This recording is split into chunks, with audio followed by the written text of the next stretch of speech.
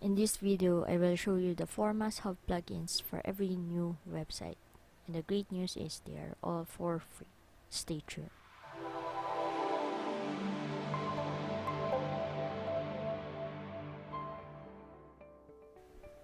If you're creating a brand new website, gusto natin palagi na mas madali makapag-build na website, especially kapag wala tayong technical skills. So, we use plugins. Plugins is a piece of software na ginagamit sa WordPress para mag-extend yung functionality and mag-add ng new features sa isang WordPress website.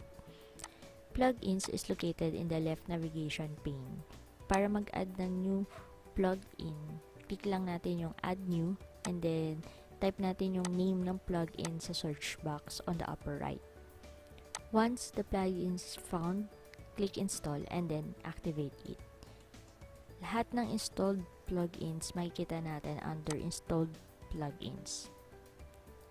Now, let's start adding the 4 must-have plugins for every new website.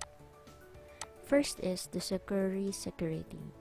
Syempre, when it comes to security, it is the most recommended plugin that you can install para maprotektahan natin yung ating website from malware and hacks. Since WordPress is the most popular content management system, it also became popular for hackers. That's why this plugin could help us fight back against hackers even without technical skills. Smash Image. Smash Image is another plugin na magagamit natin to optimize our images without losing its quality. Smash Image is the plugin na pwede natin gamitin na every time na nag-upload tayo ng bagong images is kinocompress niya yung size. At the same time, without losing yung quality ng image na yun. And that helps improve our website performance.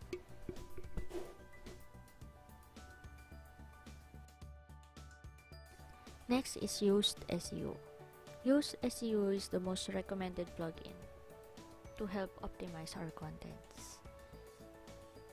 It solves a lot of technical SEO issues na may encounter ng ating website and also help us be found sa mga search engines, especially sa Google search.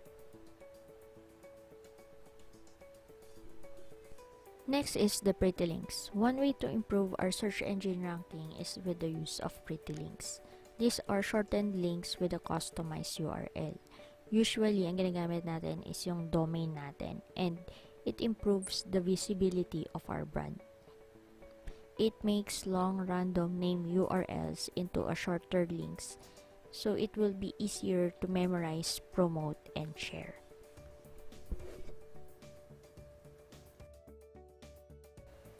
These are the top 4 must-have plugins for every new website. And marami pang ibang plugins na magiging helpful sa pag-build ng ating website. And these 4 plugins are the most important na very first natin i-install when we have our brand new website.